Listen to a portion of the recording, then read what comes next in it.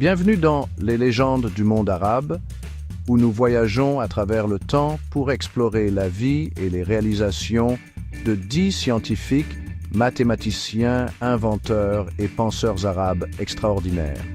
Ce sont les esprits qui ont façonné notre compréhension du cosmos, du corps humain, la structure même de notre réalité. Des lois complexes des mathématiques à l'immensité de l'espace, du fonctionnement délicat du corps humain aux éléments constitutifs de la matière, ces pionniers ont repoussé les limites du savoir.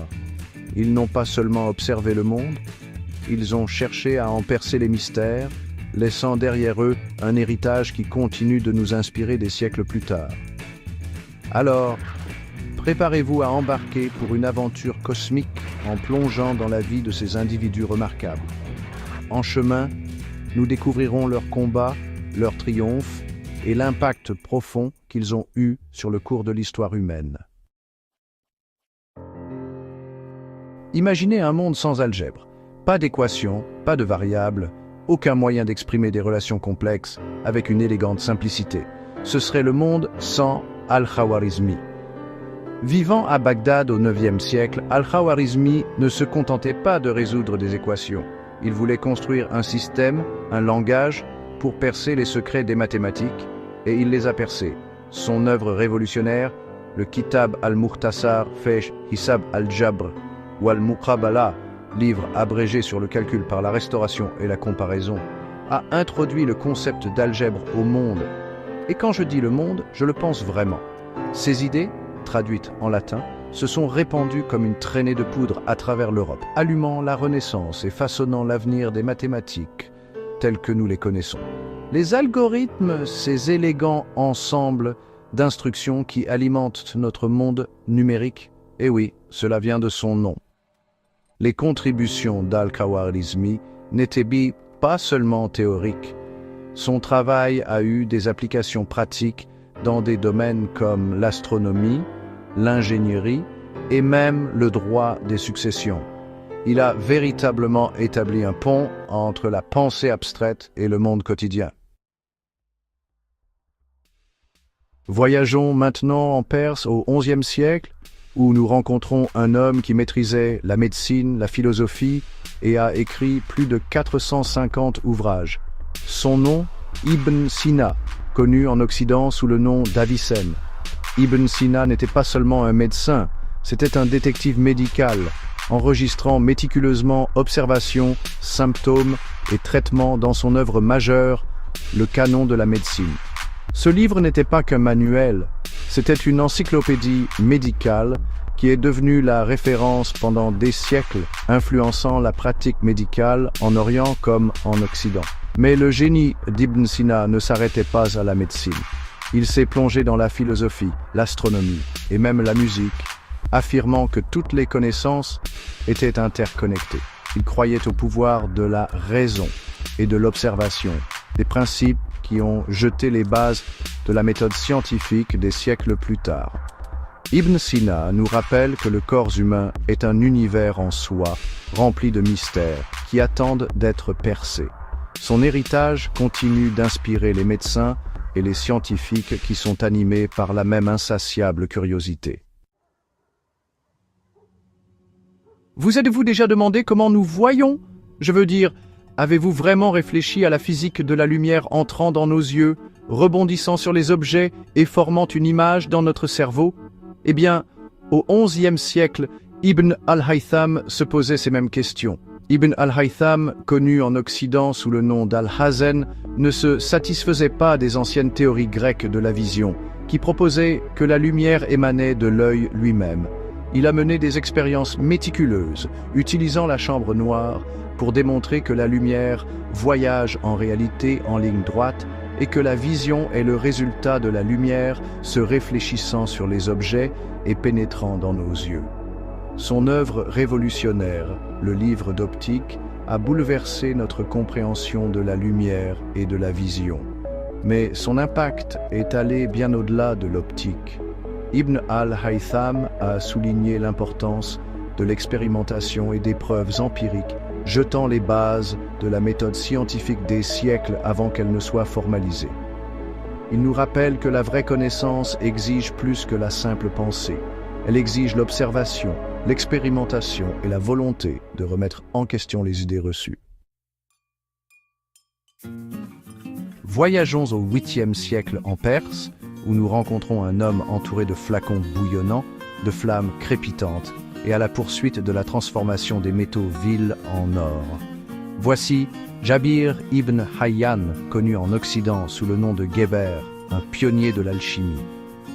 Maintenant, avant de rejeter l'alchimie comme une simple superstition, rappelez-vous quel était le précurseur de la chimie moderne. Jabir ibn Hayyan n'essayait pas seulement de fabriquer de l'or, il expérimentait avec des procédés chimiques, développant des techniques de laboratoire comme la distillation, la cristallisation et la sublimation, des techniques encore utilisées dans les laboratoires aujourd'hui. Il a méticuleusement documenté ses procédures et ses observations, soulignant l'importance de l'expérimentation et de la reproductibilité. Son travail a jeté les bases du développement de la pharmacologie, de la métallurgie et du domaine de la chimie tel que nous le connaissons. L'héritage de Jabir ibn Hayyan nous rappelle que parfois, la poursuite d'objectifs apparemment impossibles peut conduire à des découvertes inattendues et révolutionnaires. Imaginez pouvoir calculer la circonférence de la Terre en utilisant simplement un bâton, quelques mesures et la puissance de la trigonométrie. C'est précisément ce qu'Al-Biruni, un érudit né au XIe siècle en Asie centrale, a accompli. Al-Biruni était un véritable touche-à-tout scientifique, avec une curiosité insatiable pour le monde naturel. Il a étudié l'astronomie, la géographie, les mathématiques, la physique et même l'anthropologie, écrivant plus de 146 ouvrages sur des sujets divers. Il a remis en question le modèle géocentrique de l'univers, proposant que la Terre pourrait en réalité tourner autour du Soleil des siècles avant Copernic. Son exploit le plus étonnant ? Calculer la circonférence de la Terre avec une précision remarquable en utilisant une méthode qu'il a lui-même conçue. Sa mesure n'était que légèrement différente de la valeur réelle, un témoignage de son incroyable intelligence et de son ingéniosité. L'héritage d'Al-Biruni nous rappelle que la quête du savoir est sans limite et qu'avec des outils limités, l'esprit humain peut accomplir des choses extraordinaires.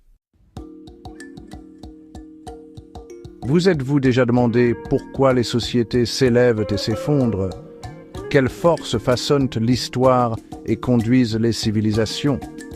Au XIVe siècle, un érudit nommé Ibn Khaldoun se posait ces mêmes questions, explorant les dynamiques de l'histoire, de la sociologie et de l'économie.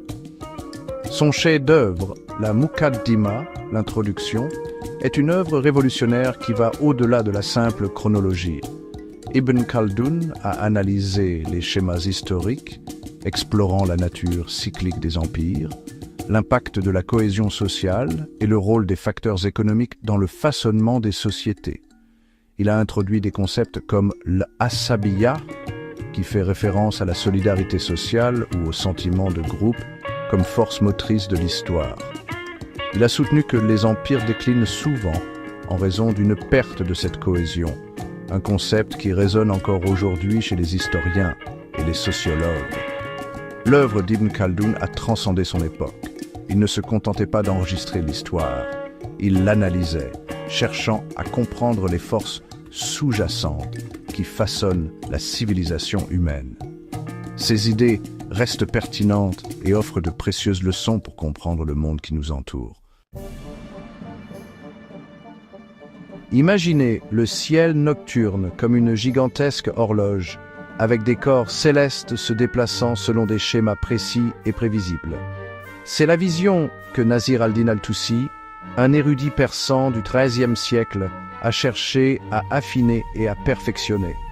Al-Tusi était un maître de l'astronomie et des mathématiques, et il a apporté des contributions significatives aux deux domaines. Il a développé un nouveau modèle de mouvement planétaire plus précis que tous les précédents, remettant en question le système ptolémaïque établi depuis longtemps. Son travail a jeté les bases de la révolution copernicienne ultérieure. Mais son génie ne se limitait pas aux étoiles. Al-Tusi a également apporté des contributions révolutionnaires à la trigonométrie, la développant en un domaine d'études distinct. Ses travaux sur la trigonométrie sphérique ont eu des applications considérables en astronomie, en navigation et en cartographie. Nasir al-Din al-Tusi nous rappelle que l'univers est une tapisserie de lois interconnectées qui attendent d'être déchiffrées et que parfois, un seul individu peut avoir un impact profond sur notre compréhension du cosmos. Dans la quête du savoir, certains individus deviennent des ponts entre les mondes, reliant les idées et les traditions à travers le temps et les cultures. Al-Farabi, un polymathe du Xe siècle, était l'une de ces figures, méritant le titre de second maître après Aristote. Al-Farabi était un maître de la logique, de la philosophie et de la musique, et il a apporté des contributions significatives à la philosophie politique et à l'âge d'or islamique. Il croyait en l'harmonie entre la foi et la raison, arguant que les deux étaient essentiels pour comprendre l'univers et notre place en son sein. Il voyait la musique comme un reflet de l'harmonie cosmique, un concept qui a influencé les traditions musicales islamiques et occidentales. Ses écrits sur la théorie musicale et la nature du son étaient révolutionnaires, explorant les relations mathématiques qui sous-tendent l'harmonie musicale. L'héritage d'Al-Farabi nous rappelle que la connaissance ne connaît pas de frontières et que la vraie compréhension naît souvent de l'adoption de perspectives diverses. Imaginez une époque sans hôpitaux, sans antibiotiques, où même un simple rhume pouvait être une condamnation à mort. Dans ce monde vivait Al-Razi, un médecin du IXe siècle qui a révolutionné la médecine par ses observations perspicaces et sa volonté de remettre en question les dogmes établis. Al-Razi, connu en Occident sous le nom de Rhazès, était un pionnier de la médecine qui mettait l'accent sur l'observation clinique et la tenue méticuleuse des dossiers. Il a été parmi les premiers à différencier la variole et la rougeole, rédigeant des comptes rendus détaillés de leurs symptômes et de leur évolution. Il a remis en question les théories médicales dominantes de son époque, préconisant une approche plus empirique basée sur l'observation et l'expérimentation. Son ouvrage influent, le livre complet de la médecine, est devenu une pierre angulaire de la connaissance médicale, préservant les traditions médicales grecques, romaines et perses anciennes, tout en y ajoutant ses propres idées révolutionnaires. L'héritage d'Al-Razi nous rappelle que le progrès en médecine, comme dans tout domaine, exige un esprit critique, une volonté de remettre en question les idées préconçues et un dévouement à soulager la souffrance humaine. À une époque où les avions, les voitures et même les trains n'existaient pas, un homme a entrepris un voyage qui allait s'étendre sur près de 120 000 km, parcourant le monde connu et laissant derrière lui des récits qui captiveraient des générations. Son nom était Ibn Battuta, le Marco Polo du monde arabe. Poussé par une soif d'aventure et de savoir, Ibn Battuta, un érudit marocain du XIVe siècle, a entrepris un pèlerinage à la Mecque qui allait se transformer en une odyssée de 30 ans. Il a voyagé à travers l'Afrique du Nord, le Moyen-Orient, la Perse, l'Inde, l'Asie du Sud-Est et même certaines parties de la Chine, documentant ses expériences avec force détail. Son récit de voyage, la Rihla, le voyage, est plus qu'un simple compte-rendu de ses voyages. C'est une fenêtre sur le monde médiéval, offrant un aperçu des diverses cultures, coutumes et croyances des peuples qu'il a rencontrés. L'héritage d'Ibn Battuta nous rappelle que le monde est un endroit vaste et merveilleux, propice à l'exploration et à la découverte, et que les plus grands voyages commencent souvent par un simple pas. Des profondeurs de l'espace aux complexités du corps humain, des fondements des mathématiques à la recherche de l'harmonie sociale, ces 10 personnalités ont laissé une marque indélébile sur le monde. Leurs histoires témoignent de la puissance de la curiosité humaine, de l'importance de préserver le savoir et de l'héritage durable du savoir arabe. Au cours de notre voyage à travers leur vie et leurs réalisations, j'espère que vous avez été inspirés par leur génie, leur résilience et leur quête incessante de savoir. Ils nous rappellent que la quête de compréhension transcende le temps et la culture, nous unissant dans un désir commun de percer les mystères de l'univers et notre place en son sein. Alors, la prochaine fois que vous rencontrerez une équation complexe, que vous vous émerveillerez d'une découverte médicale ou que vous contemplerez les étoiles, souvenez-vous de l'héritage de ces remarquables savants et inventeurs arabes. Leur contribution continue de façonner notre monde, nous rappelant que la quête du savoir est un voyage sans fin.